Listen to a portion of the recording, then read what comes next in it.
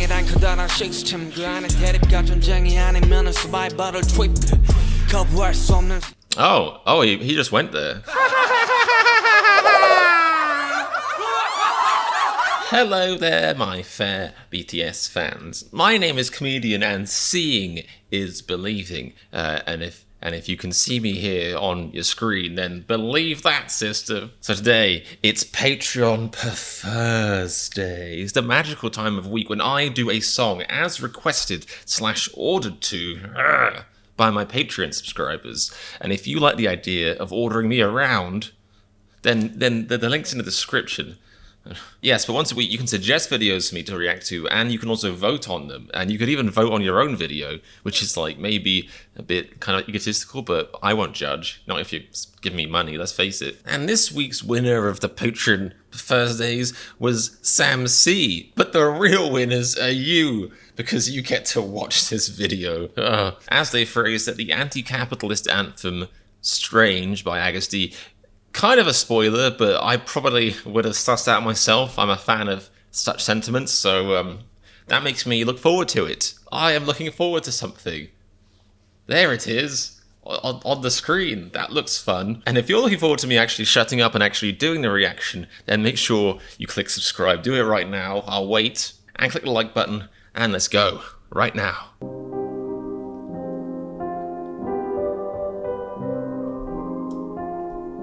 What a moody intro. Ooh, I love that. Ooh, okay, that was nasty. I love the switch up. The switch up was so well done between haunting, almost a bit post-apocalyptic, pre-orchestral piano. If anyone knows what that means, then let me know in the comments. But the switch between that there, right there. Ooh, so good.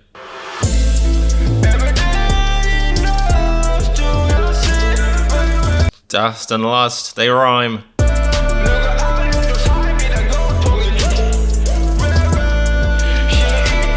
Interesting. Is life suffering? If there is God, tell me, is life happiness? If there is a God, is everyone happy? Presumably God wants us to be happy. I mean, I guess that's when the whole argument about free will comes in. But I think free will is a cop-out. If I was going to be a God, which maybe I am already, then, you know, I'd probably try to make sure everyone was happy all the time, or at least like 90% of the time. I'd be happy with 90%. I'd be happy with 9% sometimes. Anyway, let's go.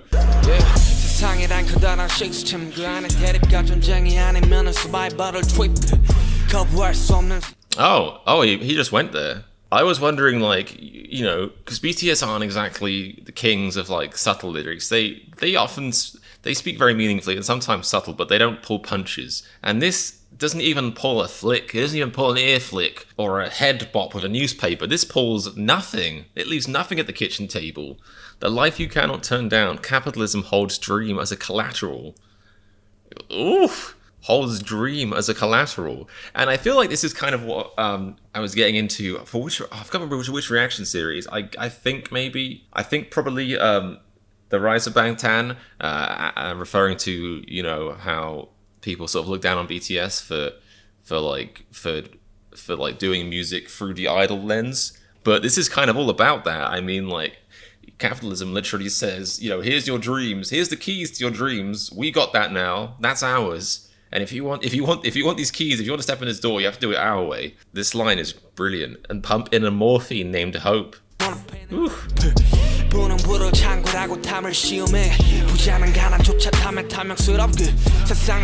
is gonna be one of those reactions. I'm gonna have to pause every line. So sorry, but also not sorry, because this song is great. These lyrics are great. Wealth creates wealth and puts greed in trial. The rich covets even the poor greedily. Like, it speaks to that, like, completely, like, just sick, like, robotic mindset of when greed is all a person has, when a person's identity is only greed. They even covet the poor. They even want to wring the most out of the poor. And that's often the people that they end up, you know, wringing the most out of anyway. Let's face it, the rich rarely let other rich people wring them dry unless they're getting grifted for some silly political thing. But when it comes just to like standard numbers, the rich typically are the ones, you know, they get rich off the backs of the poor. In fact, when you say it that way, it kind of makes it really clear how the state of being poor is only something invented by rich people, by the existence of rich people. people, let's face it. And how did they get rich? By taking from the poor. I mean, this is just such a fantastic line that just craps on parodies, like, shows up just, you know, the fetishization of greed. The people that greed is their identity, all they have is greed. You can put them, they could be Smaug the dragon, and it still wouldn't be enough for them. They'll take anything they can.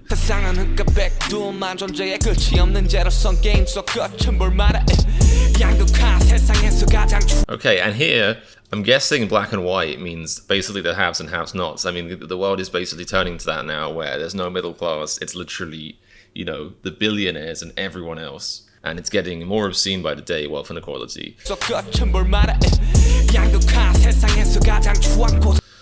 Polarization. Okay, so in Korean, polarization kind of sounds like a flower, and they're saying, so imagine if the English was polarization flower, the ugliest flower in the world. And quite right, like pitting humans against each other is the ugliest flower in the world. The world blooms when humans work together. That's right.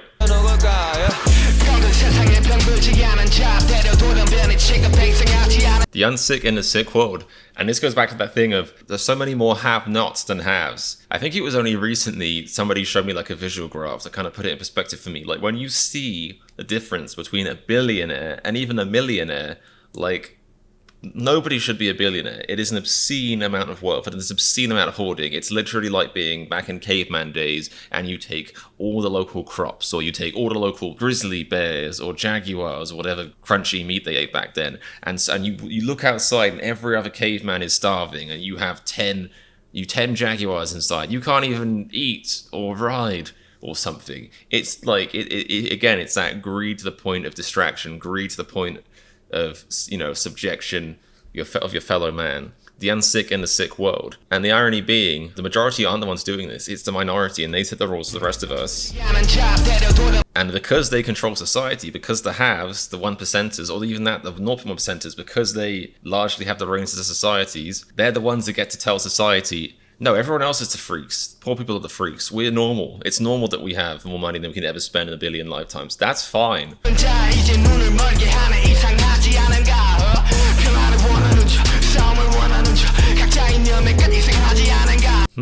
This is very interesting. The one who wants peace, the one who wants fights, you know, the one who wants war, each one's at the opposite ends of ideology. Isn't that strange? I can't tell if that's a reference to the political scale. But regardless, it's saying, isn't it crazy that we've made isn't it crazy that an ideology exists which is war is good or war is normal, and there's an ideology that says, you know, no, war isn't good, and that they're supposed to be ideologies. Since when did it become an ideology to say, you know, war is bad, basically?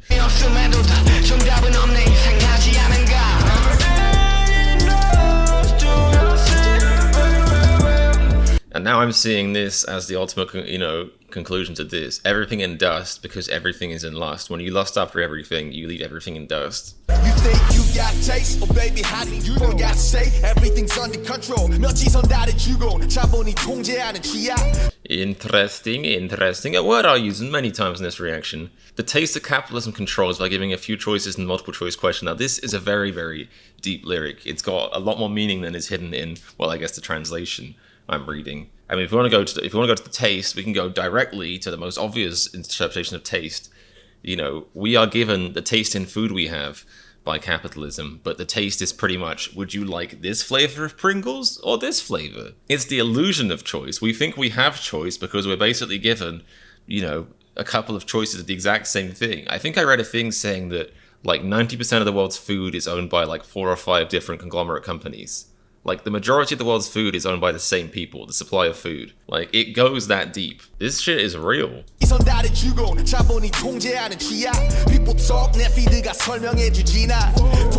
My feed explains me? I'm guessing that's supposed to be like, my taste explains me? My taste explains me. So people say, oh yeah, my taste explains me, but the irony is it isn't their taste. It's a taste that they were basically given. They think it's their taste because they got to choose 1 out of 4 pre-selected tastes. It's like, what's better, an RPG where you basically get to have, you know, where you get to choose between all the genders, all the colors, you know, all the hairstyles, all the teeth shapes and stuff, or one where you get to be man or woman, you know?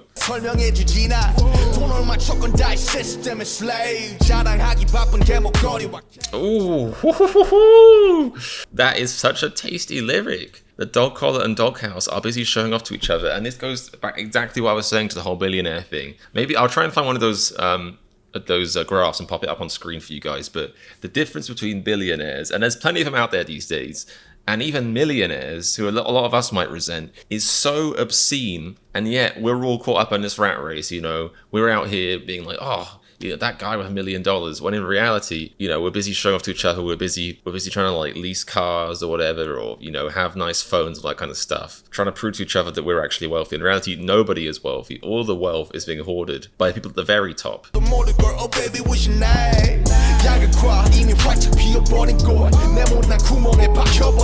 All right, nice. Everyone says they're finding their own chicken coop.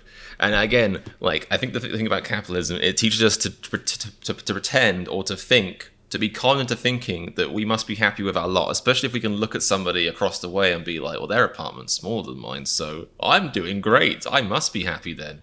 Presumably, I guess this is happiness. Their apartment's smaller, smiles. And it's the same reason why the people who don't understand how the system works get so hung up on the idea of other people advancing. They don't realize that, that anyone advancing means advancing for them. They don't mean that everyone advancing means they also advance. It's the reason people will try and fight in America, for example, a $15 wage for anyone, because they'll be like, well, wow, I say, why should a burger flipper make $15 an hour when I'm out here doing physical labor for 16? And it's like, well, the point is, if they start getting paid $15 for what they're doing, then the price of what you're doing will go up. And also, even ignoring the economics argument, maybe just be happy that somebody at since when did it mean that if you spend all of your waking hours flipping burgers that you shouldn't basically be able to afford to live? I mean, that's a whole separate argument, but to me, the most simple argument in the world is that if you have a company and within your business you argue that you actually can't afford to pay your employees a living wage when they spend all of their time working for you, all the time they would have to earn a living wage,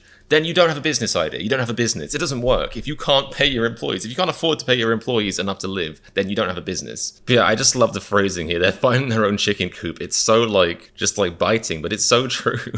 It's funny, the other week I was just thinking oh, I hope my rabbits are happy. I hope they have enough space. And I realized because of the pandemic, I spend basically just as much time inside this apartment as they do, except, they're like a tenth of the size of me or less. So this apartment's probably huge to them. I'm kind of okay with it, slightly pandemic, melting down and losing my mind. So, they must be really happy in this chicken coop.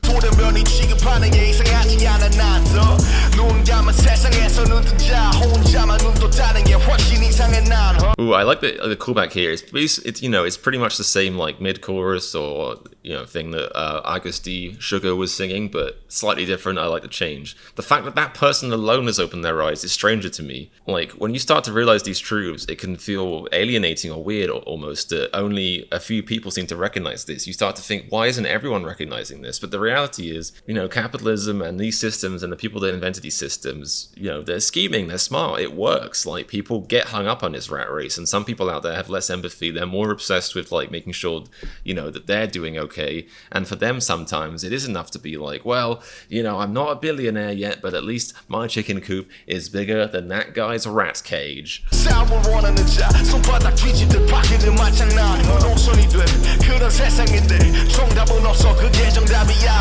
Again, I love this. Dream has become an option, almost like the only option.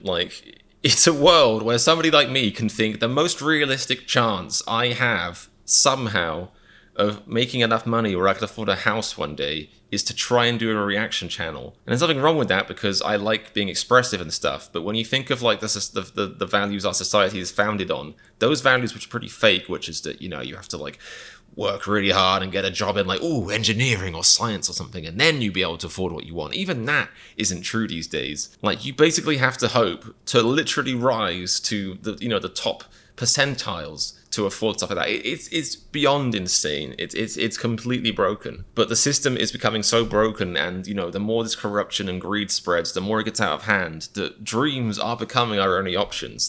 Rather than just thinking, by the time I am 30, whatever, I'll have a job and I'll have a house. It's literally I hope to one day become a social media influencer. I hope to win the lottery. You have to rely on these crazy dreams to think about living a life. I see it. America's crumbling infrastructure, am I right?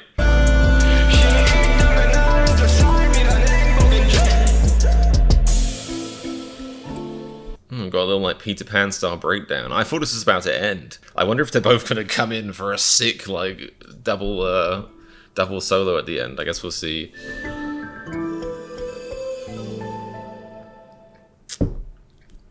Oh no, it is ending. All right. I guess there's just 30 seconds of outro. What is this? Why is this necessary? Yeah, fair enough. Whatever. Okay. Yeah. That was immaculate. That was really potent. I'm not surprised, but you know when someone said, or you know, when I guess was it Jamie C? No, what was it? Sam C. When Sam C said, you know, this is an anti-capitalist anthem, I thought, oh, I wonder if it'll be like a, you know, a sly dig. No, just straight on, you know, screw capitalism, pretty much. Like, this is why it's broken. This is why it's wrong. This is why people are living in the dark. Basically, it was intensely like that was a mission statement. Like I'm honestly have so much increased respect and so proud almost of these guys for saying that. And I think it's so important that people who are as famous as them, and even if you want to say it, as rich as them, stand up and say this. I so hate that you know, as the old meme saying goes, that the idea that people who have actually managed to make it can't then turn around and say the system is completely broken. Sometimes it's only by making it you can get enough of a platform to share this in a way where it really properly means something. And again, that's not how it should be, but that's just another function of the system. But yeah, it's that old chestnut of like, oh, you think society is bad, but I see you participate in society. Curious. You know, it's like your waiter being like, oh, you think this burger is rotten, but I see you bit into the rotten burger. Curious. It's a meany thing. It's just trying to push away perfectly valid criticism. If something is broken and flawed and wrong, then society in general benefits from anyone speaking out about it. Even if a billionaire started speaking out about this kind of stuff, it would be better. Well, if they weren't a billionaire in the first place, it would be better that they did that than just were a billionaire that didn't do that and continue ensuring that cycle exists. Anyway, that's another topic, but I'm actually pretty blown away by how, like I said, direct and to the point this was. I mean, I really feel like I basically broke down every syllable of that, so maybe there's not too much else to say, but again, you know, my respect for these guys is usually just on the rise, a meteoric rise, just like their own rise to fame and stuff. And yeah, this song is a perfect demonstration of that. I'm sure you guys feel me who are watching this, but thank you very much for suggesting that. To all of my patrons for suggesting this and voting on this, and to all of you watching right now, thank you so much. Hope you have a lovely day, maybe out in the sun, away from technology where it's harder for capitalism to ruin it. Please keep your comments and suggestions coming in. Make sure you are subscribed to my channel. If you aren't subscribed, then go down right now and click the button. It takes 2 seconds and it makes me go, hooray. And what makes me go even bigger hooray, more like a hooray, is if you go to my Patreon and subscribe, sign up there, indulge in capitalism, help me, you know, keep existing within the system, because we all have to participate in it. And I would like to have a house one day, if I'm being honest. Which is weird, I know. Sorry, billionaires. Anyway, I'll see you back here for the next rambling nonsense video. Until then, bye. And remember, if you think billionaires suck, then click the subscribe button, Chuck.